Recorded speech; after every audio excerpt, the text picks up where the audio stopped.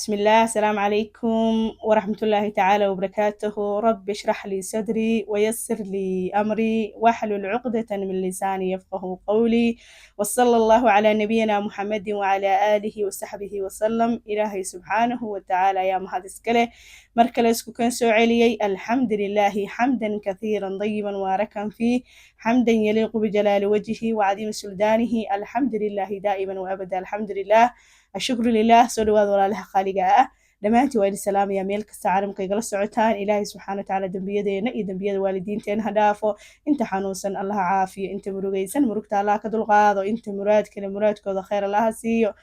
inta dhimatayna allah u naxariista qabriyada ha waasiiyo, gadaashooda alla nama fidneeyo. ilaahay subxaana watacaala cibaadada ha naga aqbalo, ilaahay khayrka ha noo sulansiiyo, xaqa ha nagu sugo. aamiin. walaalaha qaaliga ah soo dhawaada. maanta waxaa wadaa qisas laga arkay istikfaarta iyo suuratulbaqara markii la laasimo oo la joogteeyo maasha allah, iyo qisas laga arkay. soo dhawaada axbaafilaa. istikfaarta waa wada ogsoonnahay in khayraad iyo farxadaya lagu helo maasha allah. in badan baa kasoo sheekayna suuratulbaqarana sidoo kale in badan baa kasoo sheekayna fadligeeda. waa suurad cadiima, waa suurad barako, waa suurad maasha allah tabaarakallah. ilaahay subxaanahu watacaala haddii aad barato oo akhrisato maasha allah noloshaada wax weyn iska bedelayaan axbaafilaa. marka ka faa'iidaysta walaalaha qaaliga ah. qisaskii suuratulbaqara laga arkay suuraddii barakada iyo istikfaar markaa isla hesho maasha allah tabaarakallah, adiga dhan ayaa barakoobiya. niyad wanaagsan iyo qalbi wanaagsan iyo niyadda aan ku qaabisho maasha allah aan laasimto oo ilaahay darti ula timaado daaca iyo raalli ahaasha ilaahay, iyo inaa ilaahay subxaana watacaala qur-aankiisa akhrinayso ku tadaburto maasha allah tabaarakallah axbaafilaah. ka faa'iidaysta walaalaha qaali istikfaarta iyo suuratulbaqara qisaskeedii weeye. qisada koobaad axbaafilaah, gabar baa ka sheekaysay. gabadha waxay tiri waxaan ahaabay tiri gabar waxbarashadii dhammaysay, guriga ayaa iskaga jiri jiray. marka waxbarashadii soo dhameeyey waxaa igu dhacay dhib, guriga ayaa iskaga jiri jiray. waxay tidhaahday banaanka umaana bixi jirin, guriga ayaa isaga jiri jiray. dadka ma dhexgeli jirin oo bulshada ma dhexgeli jirin, ma shaqaysan karay tiri, oo shaqadii waan qaabili waayo. qof curyaan ah oo kale ayaa noqday bay tiri, oo qolka isaga xiran. murugo waxay tiri meelay ka socota aanan garanayn, caajis tiro badan oo meel aanan garanayn uu ka yimid aanan garanayn ayaa waxay tiri igu habsaday. waxaan bartay bay tiraahday istikfaarta iyo suuratulbaqara. wallaahi waxaan noqday bay tiri qof kale, caajiskii iyo dhibtii waan ka gudbay bay tiri. waxaan noqday bay tiri qof ilaahay ku xiran. waqtigayga waxaan ku baxshaa bay tiri ducada, dikriga,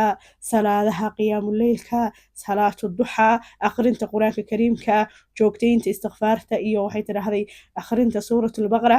waxay tiri alxamdulilah qof waxaa noqday bay tiri wanaagsan oo ilaahay ku xiran. nimco aan dhammaanin ayaan helay bay tiri. haddaan ilaahay baryo oo gacmo u hoorsadaba waxay tiri waan helaa. waqti yar alxamdulilah ayaa waxaa dhacday bay tiraahday inaan wax walba aan ku helay noloshayda aan u baahnaa. alxamdulilah. waxaa jirtay bay tiri dhibaatana haysatay qoyskayga, aabbahay inuu xabsi ku jiray bay tiri, oo nin daalim ahaa oo macnihii dulmi badnaa uu xirtay aabbahay, been abuur uu ku xirtay bay tiri. uu been abuuray kadibna dowladda ku dacway, dowladdeena xidhay waddanka aan joogno. sidaa darteed ninka dowladdii way diiday oo waxay tiri aabbahiin ninka ayuu u xiran yahay, sidii lagu soo dayn lahaana way adag tahay xabaafilaa, oo ninkan ayaa xirtay. waan u ducayn jiray bay tiri markaan qiyaamuleylka aan tukado, markaan suuratulbaqara akhriyo, markaan istikfaarta badiyaba waxay tiri ilaahay gacmaha hoorsan jiray inuu aabbahay ilaahay subxaana watacaala cadowga ka badbaadiyo, ilaahay kasoo daayo. sidoo kale waxay tidhaahdaa ninkii aabbahay dulmiyey waxay tiri waan habaari jiray oo waxaan dhihi jiray ilaahow ninkaas, waayo waxay tidhaahday waxay ahayd mustaxiil inuu aabbahay iska soo baxo ninka uu cafiye aabbahay, waayo waxay tiri nin la kari waaye, oo waxay tiri marka horena dulmi aabbahay ku xirtay ayuu ahaa bay tiri. waxaa dhacday bay tiraahday inaan ninkii habaari jiray aabbahayna u ducayn jiray. waxaa dhacday bay tiri habeen ayaan waxaan xasuustaa bay tiraahday maqribkii ayaan meel u fadhiistay, istikfaarta iyo dikriga midba midsa u baday, suuratulbaqara aan akhriyey, qur-aan badan aan akhriyey, qiyaamuleylkii salaada subax baan seexday, habeenkii dhan waan soo jeeday. aabbahay baa u duceeya ilaahayow aabbahay dulmiga ka dulqaad. ilaahay waxay tiri waagii markuu baryey oo salaadii tukaday oo adkaartii akhristay ayaan seexday bay tiri. markaan soo toosay bay waxay tiraahday barqadii ayaa walaashay waxay igu tiraahday ma og tahay ninkii aabe dulminaya inuu dhintay. waxay tiri farxad waxa moodaa jannada in lagu bishaareeyay. waxaa idhaahday bay tiraahday alxamdulilah ducadeeda ilaahay wuu ii aqbalay aabahay waxay tiraahday ninkii markuu dhintay ninkii waa la duugay dadkii ehelkiisa waxay dhaheen aabihiin awalba dulmi buu ninka ugu xirnaa dowladdiiba u tageen ninka iska sii daaya sidiiba aabahay lagu soo daayay bay tiri alxamdulilah nimcooyinka kale aan ku helay baryada ilaahay iyo markaan daacadii aan laasimay ilaahay igu ajiibay bay tiri gabadhan qisada labaad axbaafilaa nin baa ka sheekeeyey ninka wuxuu yidhi 10 sano waxaa igu dhacay jirkayga cambaar axbaafilaa marka wuxuu yidhaahday cambaar baa i gashay xanuun cuncun wuxuu yidhaahday aniga dhan ma harsado ma hoydo intaa wuxuu yidhaahday jirka wuu cuncunayaa wuu ikaarayaa dhakhtar walba waa u tegay wuudha cilaaj walbe waan tegay buu dhahay ma helin daawo ayuu dhahay waxaa dhacday buu dhahay guriga iyo reerkaygiina mushkilad ayaa iga haysatay muddo dheer waxaan go'aansaday buu dhahay inaan laasimo suuratulbaqara maca istikfaarta inaan macnihi suuratulbaqara inaan isku laasimo alxamdulilah markaan maalmo wado waxaan dareemay buu dhahay caajis iyo daal ayaan dareemay buu dhahay waan dadaalo naftii juhdi baan geliyey alxamdulilah maalmihii kadib firfircooni ayaan dareemay waxaan helay caafimaad jirkaygii wuxuu dhaha 10 sano wuxuu yidhaahday xanuunkan daawada u waayay ilaahay maalmo yar buu iiga bi'iyey subxaanahu watacaala alxamdulilah allahu akbar xanuunkii iyo cuncunkii ilaahay wuu iga dulqaaday subxaanahu watacaala sidoo kale wuxuu dhahay sawjadaydii iyo gurigaygii wuxuu noqday buu dhahay guri xasiloon mushkiladii meesha way ka baxday buu dhahay waxaan helay buu dhahay xasilooni deganaasho irsaaqad alxamdulilah caafimaad intaasaan ku helay buu dhahay waxaan kula tali lahaa budha ummadda islaamka inay suuratulbaqara iyo istikfaarta laasimaan runtii nimco iyo wuxuu yidhi cajaa'ib ayaa aniga kala kulmay buu dhahay xasilooni deganaasho irsaaqad iyo caafimaad intaasba oo ka helay buu dhahay reerkayga igu degay anigiibaa ku caafimaaday waa ku degay ilaahay irsaaqaduhu igu furay alxamdulilah ka faa'iidaysta walaalaha qaaliga ah qisada saddexaad axbaafilaa nin baa ka sheekeeyey ninkan wuxuu yidhi markaan soo weynaaday waa nin macni hadda nin weyn wey laakiin markuu dhalanya wuxuu markaa soo weynaaday waxaan dabcay buu dhahay inaan shaqaysto shaqo markaa aan raadiyey waxay i dhahayeen shahaadooyinkaagii keen shahaadooyin xagee ka keenaa buu dhahay aniga waxba ma baran wax xirfadana ma lihin buu dhahay waan daalay buu dhahay saan shaqo u raadinayay shaqooyinkana waxaa la dhahayaa casrigan hadda ah keen shahaado maxaa baratay ayaa lay dhahay buu dhahay anigana wuxuu yidhaahday runtii wuxuu yidhaahday ma aanan haysan xirfadna ma aanan lahayn shahaadooyinna ma haysan buu dhahay masaajidka ayaan iska geli jiray markaan daalay ilaahay baa iska bari jiray suuratulbaqara ayaan akhrisan jiray istikfaarta ayaan badsan jiray waxaa hooyo ayaa waxay dhihi jiray shaqo maa raasatid waxaan dhihi jiray hooyo waan shaqaysan doonaa insha allah shaqo waan helayaa saan u waday buu dhahay alxamdu istikfaarta iyo suuratulbaqara oo ah suurad barako ilaahay inuu ii barakeeyo iyo istikfaarto ilaahay inoogu ballan qaaday inuu inagu siinayo risiqa ayaan ku dadaalay buu dhahay ilaahayna wacdigiisu waa xaq oo wuxuu yidhaahday waan yaqiinsanaa inuu ilaahay igu arsaaqayo alxamdulilah saasaa layska rabaa axbaafilaa yaqiintaas waa inaa og tahay ilaahay wuxuu dhahay dembi dhaaf weydiisa waa inay dembi dhaafaya irsaaqad baa inku siinaya istikfaarta markay ka faa'iidayso walaalaha qaariga wuxuu yidhi alxamdulilah ilaahay risiqii buu ii furay buu dhahay markaa muddo waday ilaahay subxaanahu watacaala wuxuu ii furay ii siiyey buu dhahay nimankii aan shaqada ka dalban jiray shirkadihii ayaan wuxuu yidhahday nin shirkadihii kamid a ayaa wuxuu dhahay isoo codsaday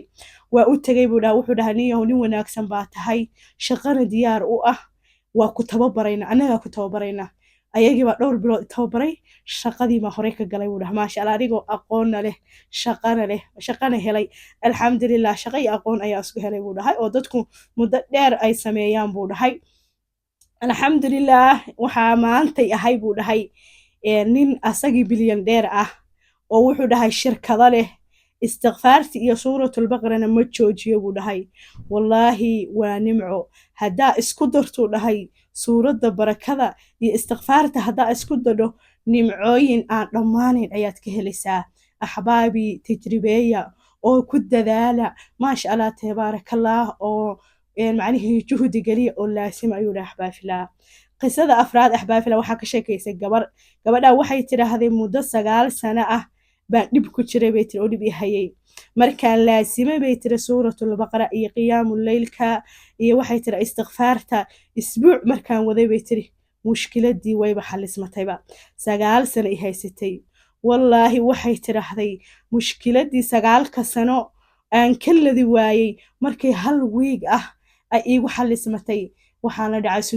sujuudu shukri ayaan la dhacay bay tidhaahday ilaahay baa u sujuuday bay tiri oohin waxay tidhaahday dhulkii meeshaan ku sujuuda dhan way qoyday bay tiri alxamdulilah waxaan u sujuuday bay tidhaahday oo ilaahay ugu shukriya bal dhibaatada 9 sano ay haysatay haddaan ogaan lahaa inay isbuucyo iiga harayso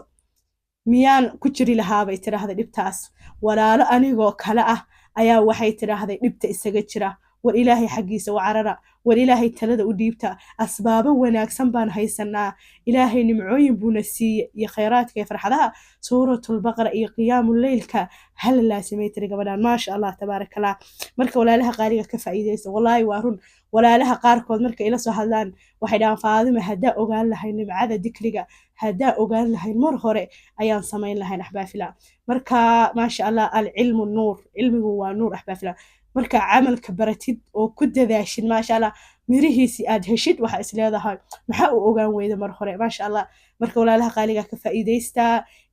dadaala insha allah dhammaantee naftaydii naftiina waxaa ku boorinaya walaalaha qaaliga ah inaan nafta juhdi gelino inaan maasha allah camalada asbaabaha wanaagsan aan ku dadaalno axbaabi filaah insha allah istikfaarta u jeedan axbaabi filah ilaahay nimcooyin iyo khayraad iyo farxo ilaahay baa kuu ballan qaaday subxaanahu wataala ilaahayna wacdigiisa wuu oofiyaa ma fahantin axbaabi filah marka suuratulbaqara waa suurad barako ilaahay subxaana watacaala shayaadiintii iyo wixii kugu dhex jiray hadda ninka waa ujeedaan reerkayga mushkilada xasun waxaas mataqaanaa shayaadiintii waa isku dirdiraya axbaabi filah haddaa guriga suuratulbaqara way ka maqan tahay wax weyn baa gurigaa ka maqan oo nafsadaada ka maqan marka insha allah aan dadaalno walaalaha qaale khayr iyo farxad iyo barakooyin ilo ducooyinkoona inoo aqbalo ilaahayna ina xifdiyo ilaahayna xaqa ina solo siiyo asaga ayaa solo siida iskale acmaasha wanaagsan ilaahay nagu duwo ayaa ilaahay ka rajaynaynaa insha allah asalaamu calaykum walaalaha qaaligaas